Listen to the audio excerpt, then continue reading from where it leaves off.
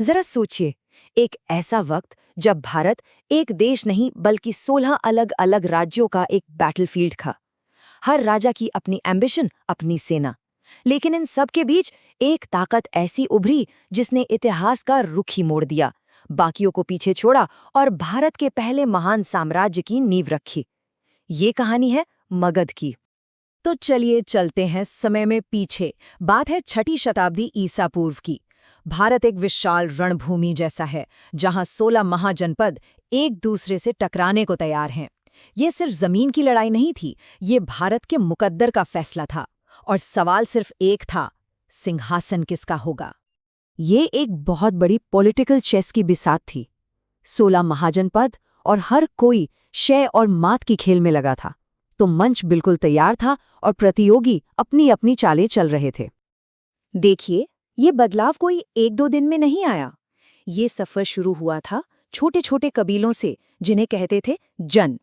फिर जब ये कबीले एक जगह बस गए तो बने जनपद, और फिर यही जनपद और मजबूत होकर बन गए वो महाशक्तिशाली महाजनपद जो इतिहास लिखने वाले थे। लेकिन सत्ता की इस लड़ाई के पीछे जमीन पर कुछ और ही खेल चल रहा था। कुछ ऐसे गेम चेंजर्स थे जो पहली बार एक बड़े साम्राज्य के विचार को हकीकत में बदलने का माहौल बना रहे थे। यहाँ एक बहुत ही दिलचस्प पैटर्न देखने को मिलता है कि कैसे टेक्नोलॉजी इतिहास को मोड़ देती है। करीब 1000 ईसा पूर्व में जब लोहे के औजार आए तो खेती में एक क्रांति आ गई, एक रेवोल्यूशन। अचानक खेतों से इतना अनाज निकलने लगा कि पहले किसी ने सोचा भी नहीं था।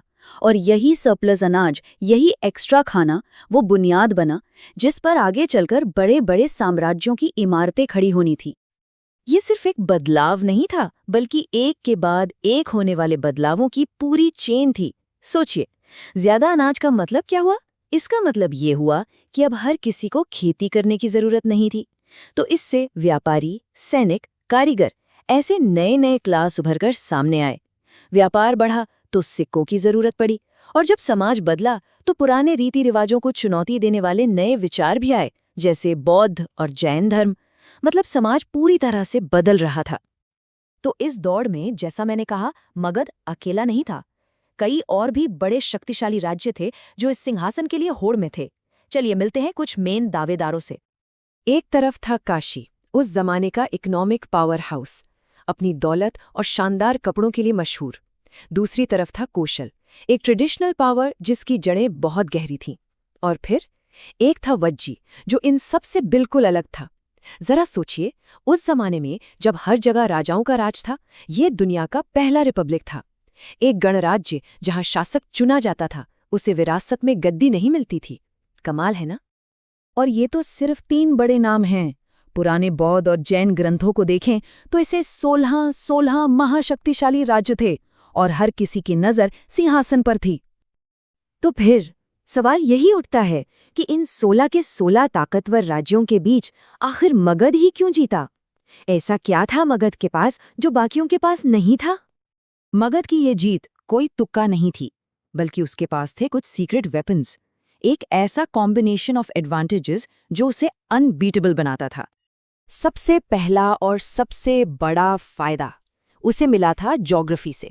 उसकी पहली राजधानी राजगृह 5 पहाड़ियों से घिरा एक ऐसा कुदरती किला थी जिसे भेदना नामुमकिन था।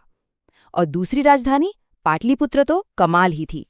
गंगा, सोन और गंडक, 3 नदियों के संगम पर। मतलब एक जल दुर्ग, एक वाटर फोर्ट जिसे जीतना लगभग नामुमकिन था।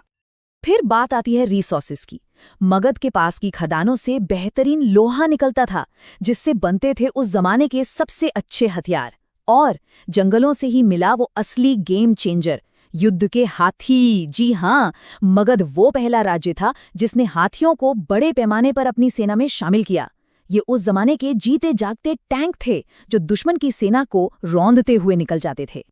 और जाहिर है, किसी भी सेना को चलाने के लिए पैसा चाहिए। मगध की आर्थिक ताकत का राज था गंगा का उपजाऊ मैदान।